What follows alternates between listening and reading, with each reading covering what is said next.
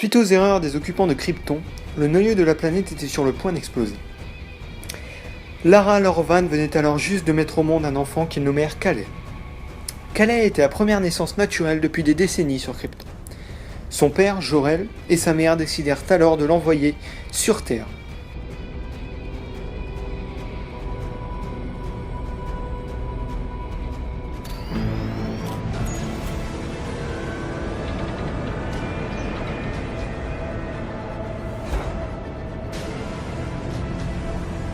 Avec le Codex, un registre capable d'enregistrer tous les noms des naissances artificielles.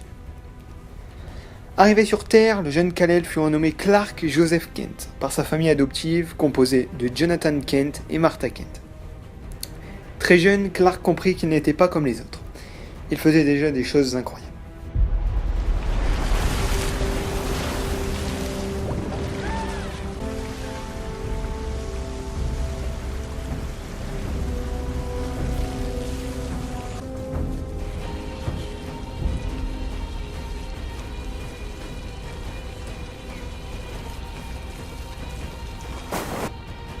Lors d'une tempête, Clark perdit son père adoptif, Jonathan Kent, qui ne voulait pas que son fils le sauve par peur que si les humains apprenaient qui il était, ils le tueraient.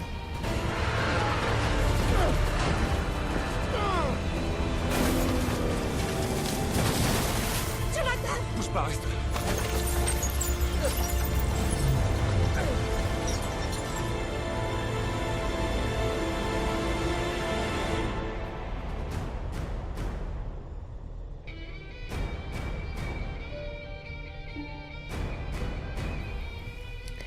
Quelques années plus tard, les Américains trouvèrent un vaisseau de plusieurs centaines de mètres enfoui sous la glace. C'est dans ce vaisseau que Clark va rencontrer son père, enfin sa conscience. Jor-El, son père sur Krypton, va lui raconter ce qu'il s'était passé sur sa planète et pourquoi il est sur Terre. C'est à ce moment que son père va lui donner le costume de Superman.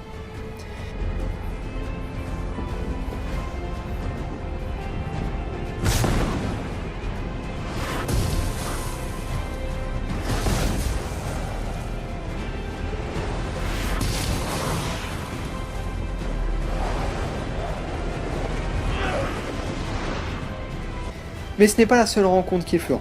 Clark va rencontrer une jeune femme du nom de Lois Lane en la sauvant. Plus tard, un homme du nom de Zod voulait récupérer le codex que Clark avait emmené lors de son départ de Krypton, et fit alors l'annonce sur les écrans du monde entier qu'il voulait Kal-El et le codex. Sans hésitation, Clark se rendit avec Lois Lane voir le général Zod pour protéger la vie de milliards d'humains. Après les avoir amenés dans leur vaisseau, Lois réussit à s'enfuir et Clark également. Le général Zod, n'ayant pas trouvé le codex dans le vaisseau de Superman, ne va pas s'arrêter. Il va placer un énorme vaisseau au-dessus de New York pour changer la gravité terrestre.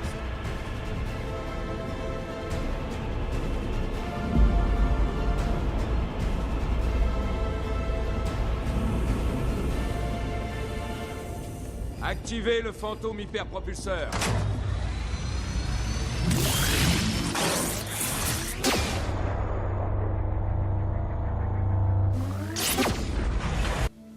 Et ensuite tuer Superman pour récupérer le codex.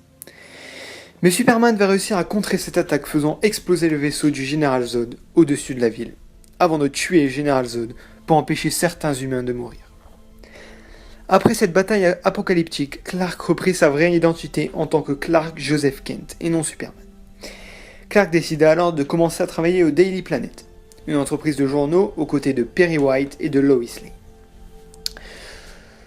Le Kryptonien devint ensuite le fondateur de la Ligue des Justiciers avec Batman, où il s'imposa très vite comme le leader de l'équipe.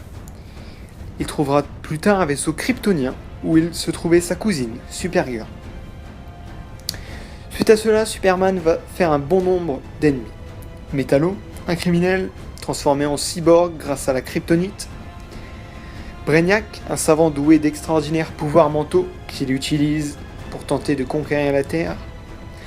Et bien sûr le grand Darkseid, le maître d'Apocalypse qui souhaite dominer l'univers et utiliser la terreur pour régner sur ses sujets. Lex Luthor, le dirigeant d'une très grande entreprise, l'oblige plus tard à se battre contre Superman en échange de la vie de sa mère. Vous êtes un psychopathe. Mot de 3 syllabes qualifiant de trop grandes idées pour un esprit étroit. Il est temps que tu apprennes à être un homme. Reste à terre! Si je l'avais voulu, tu serais déjà mort. Après que Superman et Batman aient réussi à s'entendre, Lex Luthor décida de créer une ancienne divinité kryptonienne, nommée Doomsday. À la suite d'un combat acharné, Superman réussit à planter de la kryptonite dans le cœur de Doomsday et de le tuer. Qu'est-ce que tu as fait?